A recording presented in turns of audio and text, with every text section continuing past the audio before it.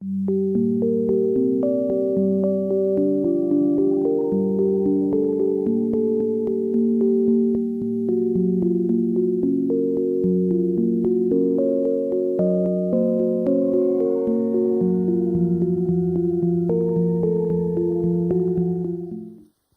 l'état de la pointe de la presqu'île avant de commencer le projet.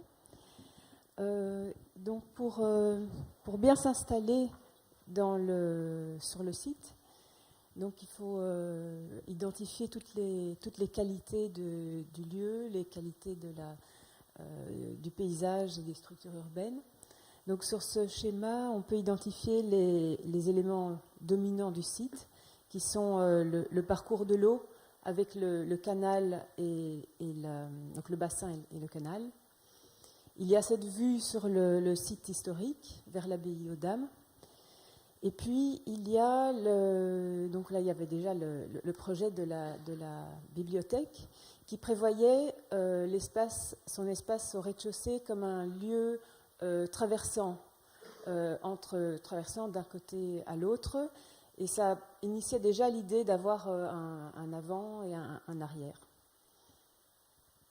Donc voilà des images du site à l'origine, le quai. Voilà le quai avec le bassin, le canal, un espace un peu plus naturel, et puis la grande pelouse, ce grand vide qui existait avec la vue sur l'abbaye et donc ce lien avec la ville historique. Donc à partir de ces observations, un diagramme extrêmement simple a été imaginé pour définir, c'est comme une première strate au projet, pour définir les différents espaces du projet. Donc il y a les différentes natures d'espace. Donc il y a on retrouve le quai, qui ici apparaît un peu comme un cadre, et par ses dimensions, le quai a gardé vraiment sa qualité de quai pour intégrer le canal, en fait pour intégrer la presqu'île à la structure urbaine préexistante par la présence du canal. Donc c'est ce vis-à-vis avec le canal qui est intéressant. Ensuite, il y a le vide, la grande pelouse, le vide avec le vide. Et entre les deux, il y a cet espace qui est une grande masse qui englobe les différents bâtiments et futurs bâtiments. Et cette masse permet en fait d'englober cette échelle des bâtiments et d'apporter plutôt la vision de l'entité de l'île, donc installe l'échelle de la dimension de l'île. Donc la façade finalement de l'île, ce sera unitaire en lien avec sa vraie dimension. C'est une manière d'établir une hiérarchie dans les différentes échelles. Alors au niveau du sol, cet espace-là, en stabilisé, apparaît comme une sorte de très large chemin entre le quai et la pelouse. C'est un espace de circulation libre, et on retrouve cette idée du rez-de-chaussée de la bibliothèque qui se traverse, et on passe du quai vers la pelouse. Donc ça, ce sont les bases pour l'installation de mobilier et d'équipements, de petite architecture dans le site.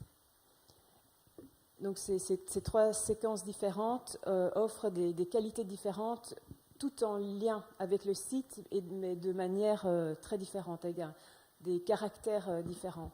Et les différents mobiliers et installations qui sont proposés vont jouer avec ces différences et rentrer en lien direct avec le site à partir de ces espaces différents. Donc d'abord, il y a en jaune, on voit des estacades qui sont installées le long du bassin. Donc ces estacades au bord de l'eau sont de plein pied avec le chemin, donc elles rythment la promenade, et elles sont imaginées comme des petites salles des petites salles en plein air, où le mobilier et l'estacade ne font qu'une seule pièce. En fait, le mobilier en bois a été conçu avec l'estacade comme une unité. Ici, on voit les premiers bancs qui ont été installés. Ces bancs ont un dimensionnement très, très généreux et pour être confortables et pour accueillir les pratiques de l'espace extérieur de manière très, très, très confortable. Ensuite, sur la grande pelouse, pour mettre en évidence ce grand vide et profiter de la vue et de l'horizontalité de la pelouse, est installé un banc circulaire gigantesque, un banc comme un enclos, et puis ensuite un autre élément avec des dossiers. Et donc ce banc est à usage de la bibliothèque. En fait, c'est un espace de lecture en plein air. Et donc, ça apparaît comme ça fabrique un nouvel espace, c'est comme un salon en plein air. Et donc, les deux éléments entre eux, la relation des deux pièces de mobilier, fabriquent un nouvel espace en vis-à-vis. Et là, on introduit une nouvelle échelle dans le site, sur la pelouse. Voilà, cette échelle de ce mobilier apporte un espace un peu plus à l'échelle plus humaine, et avec une situation ici de vis-à-vis qui pourrait être ludique et animer l'espace. Donc on voit les deux formes en vis-à-vis, qui permet des doubles orientations aussi pour s'installer. Et alors encore à un autre niveau, la construction du banc aussi propose une série de dimensions dans ces cercles successifs, et avec la dimension aussi des pièces qui vont faire à peu près 3 mètres de large, qui apporte encore une autre échelle vraiment liée à la personne. Et ça, c'est la dernière mesure qui est installée sur le site. Donc on a vraiment une superposition, un emboîtement d'échelles depuis le site jusqu'aux personnes, voilà, aux personnes qui utilisent le mobilier. Voilà un prototype, c'est pas de ce banc-là, mais ce sera le même. Et donc c'est un béton très très lisse et très fin, avec un aspect tactile très agréable. Et voilà. Et donc la pièce, c'est une pièce du mobilier, donc il fait 3 mètres, et c'est cette mesure-là qui est installée dans l'espace.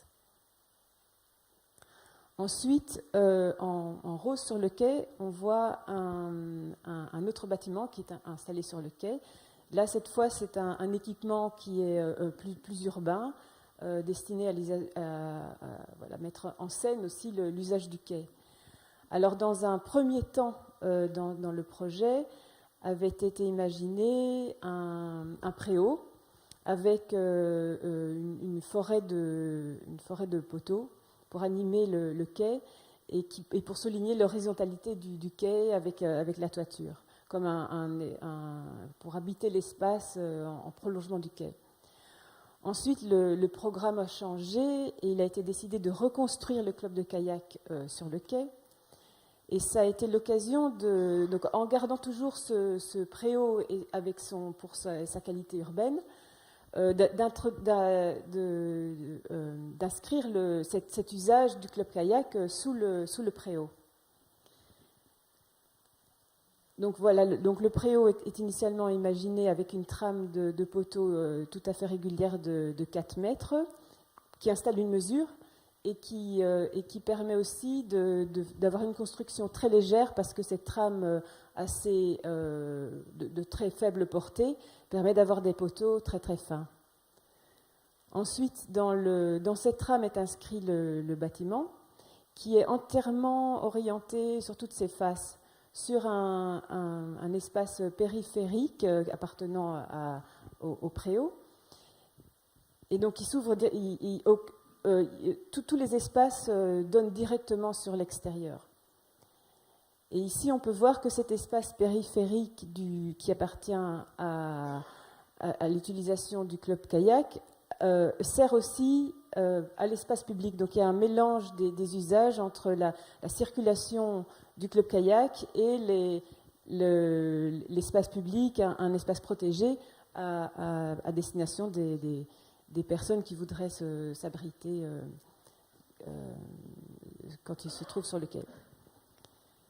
Donc voilà, on voit le bâtiment, la manière dont il s'installe sur le quai, avec d'un côté le bâtiment fermé avec des vestiaires et voilà tous les services.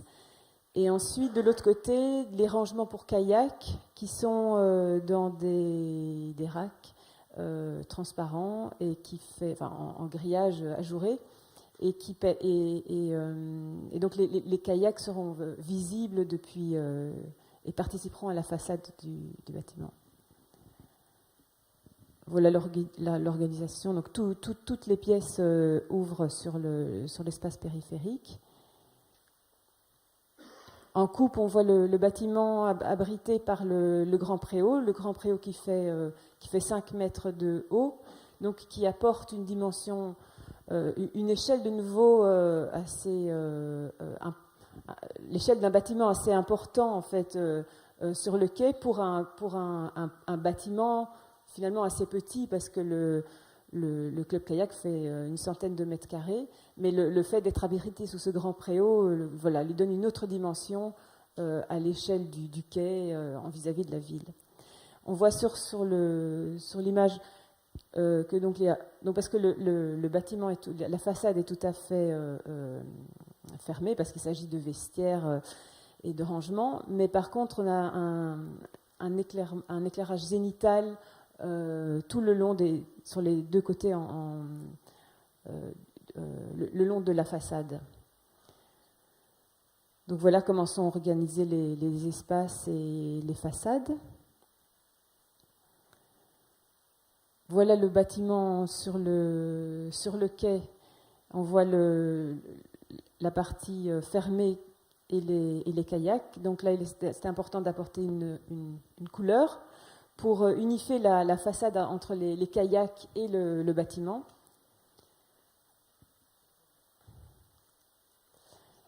Et donc c'est important de dire que le bâtiment a été construit avec un budget très très très limité, et donc on a quand même réussi à le construire sans dépassement de budget.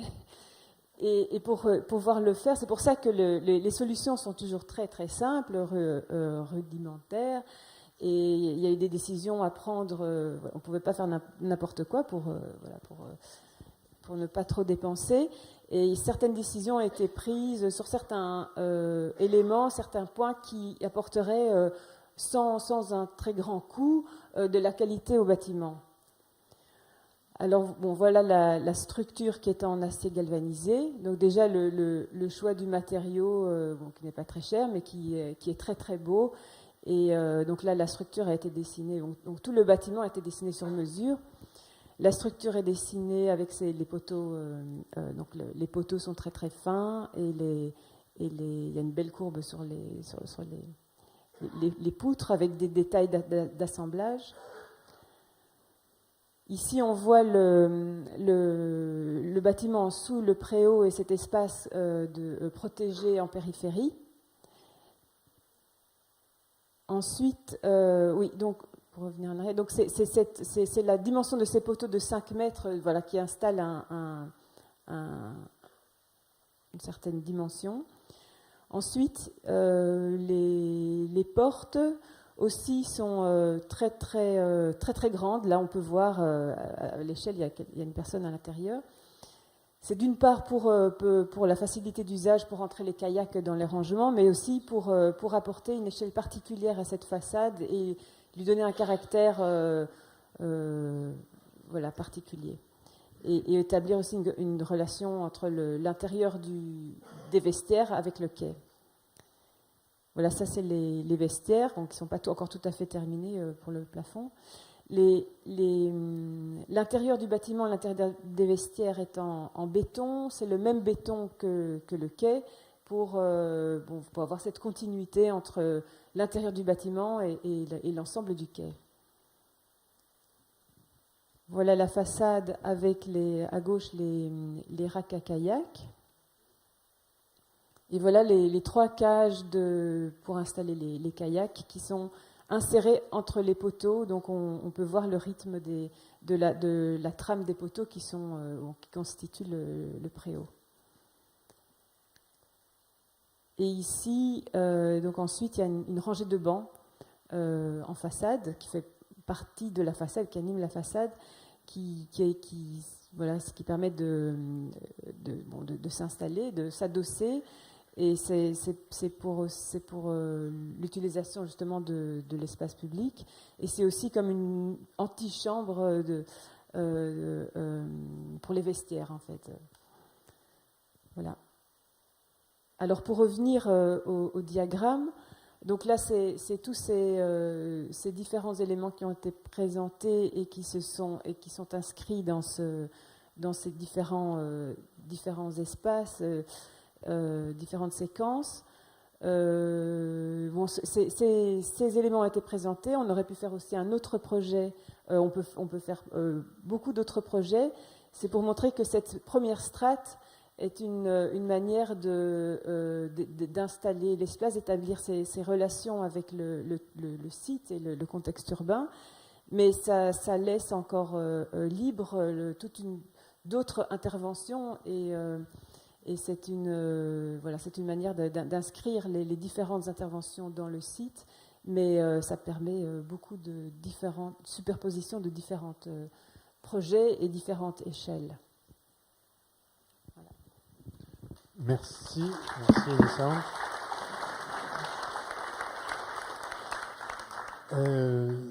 Dans le livre, il y a un texte de vous qui est intitulé « La liberté du diagramme ».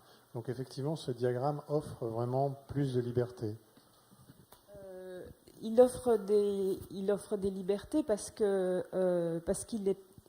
c'est une première strate, justement. Il établit sur ce diagramme sont définies des dimensions, des proportions d'espace, des orientations et aussi est définie la nature des différents lieux et leur rôle urbain ou leur rôle dans le site. Mais à partir de cette strate, on peut construire différents projets de paysage, installer différents projets, différents bâtiments qui auront toujours ce lien avec le site puisqu'ils s'inscrivent dans ce diagramme. Mais il y a moyen de... Voilà, la liberté, c'est que sur ce diagramme, parce qu'il est très très simple, peuvent se superposer toute une série de projets, de différents projets. C'est sa simplicité, en quelque sorte, qui permet de pouvoir superposer d'autres choses. Parce que finalement, on se dit, un diagramme, normalement, on est un peu enserré dedans. Et là, c'est le contraire, c'est sa simplicité qui permet de le rendre évolutif. Voilà, c'est ça. Très bien, merci Inessa Hanch.